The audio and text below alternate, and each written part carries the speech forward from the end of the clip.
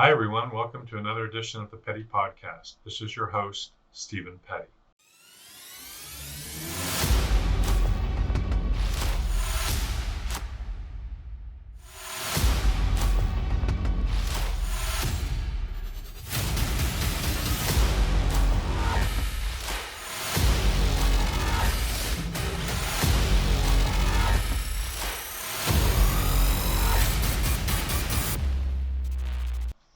Today's presentation topic is Let's Forget Masking.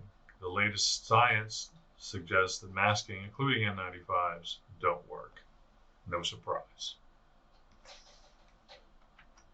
Three studies I'm going to cover today are the work by Sood that published this July, work by Loeb that published in late November this year, and work by Benny Spira that was published middle of the year, April 2022. The first study is by Sood et al., and they looked at two K-12 school districts in North Dakota. They were adjacent, one in Fargo, where the masks were mandated, and the other in West Fargo, an adjacent school district where they were not. As you can see from this colorful plot, the case rates with time from the fall through February or so showed basically no difference, whether you had a district that was wearing a mask or not wearing a mask.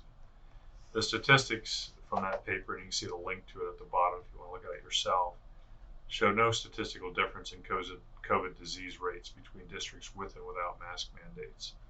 And you can see it here, the 95% confidence interval covers the value of 1, which means there's no difference, ranging from 0.92 to 1.07. Interestingly enough, they also looked at data where Fargo, the district that mandated masks, took it off right after the first of the year, so that you now had two districts with no mask mandates. And interestingly enough, the data continued to fall on top of one another, suggesting again that the infection rates were similar in the districts, whether there was mask wearing or not. The second study that I wanted to cover is an RCT that looked at the differences between COVID disease rates and whether one wore a surgical mask or an N95, because recall people were saying, well, these masks aren't so great, so let's move to an N95. Of course, N95 is a crappy bottom of the barrel respirator.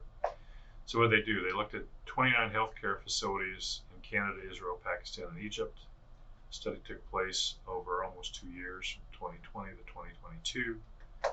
There were a little over 1,000 healthcare workers who were taking care of patients that were suspected or confirmed to have COVID.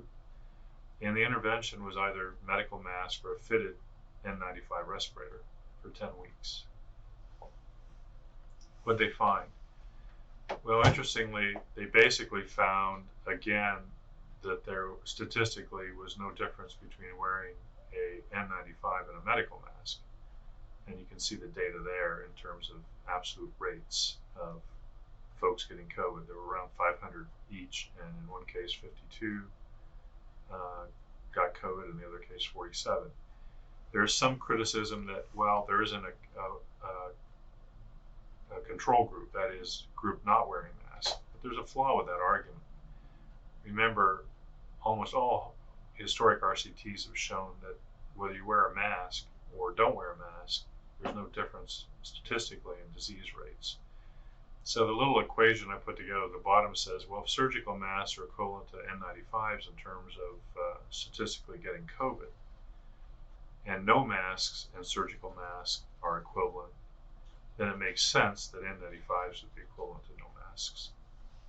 Not a surprise, because very, very difficult to seal an N95 over a day's work, and they're not even intended for use with asbestos, which are much larger particles.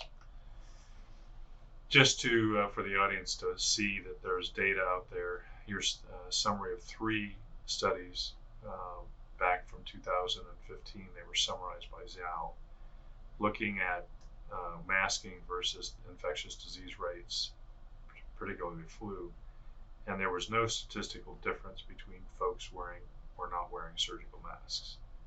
And clearly there continues to be data to prove that. So not a surprise. You don't really need a control group in that order to work to show that N95s are basically the same as no masks. as I said before, that's not a surprise because you can't really seal these in the real world. Certainly can't seal masks, and it's very difficult to seal an N95. Again, that's why they're not used for protecting people from things like silica or asbestos, which are much larger particles. As I've talked about in the past, there was work by Drunick that showed that if you had gap areas around a mask that were, as I extrapolated, approaching 3%, the mask effectiveness, regardless of how effective it was 0. And the mask that I wore, my Spirit mask, had 9%, more than 9% gap area. So it clearly was 3 times that, where the value would be 0. Again, if you look even at N95s, you'll see gaps around on either side of the nose below the eyes. They're very difficult to seal, especially when you wear them long term. And you tend to crack them and move them around because they're uncomfortable. Again, citing Shaw, not a surprise from this study, because if there's any gaps on an N95, the efficiency goes to around 3%. And even though cloth masks and surgical masks were shown to be 9 to 12% effectively, that's only when you glue them to a board. When you don't do that, obviously there's gaps and they're not effective at all. And again, from an industrial hygiene standpoint, we want relative risk reductions of over 90%. So these very low effectiveness would not be an acceptable solution to those in our community. And we know that masking causes harms. I've cited this work before. This is a study that showed there were 27 adverse effects from wearing masks, and you would have the same issues wearing an N95. In fact, they might be exacerbated because technically you get slightly better seal.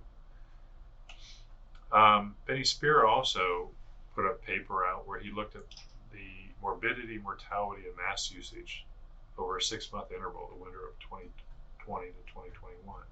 Published his results. What's fascinating about this is that, and you see the link below, when the finding that he found that was the most interesting was that the countries with the highest mask wearing rate had the highest COVID death rates.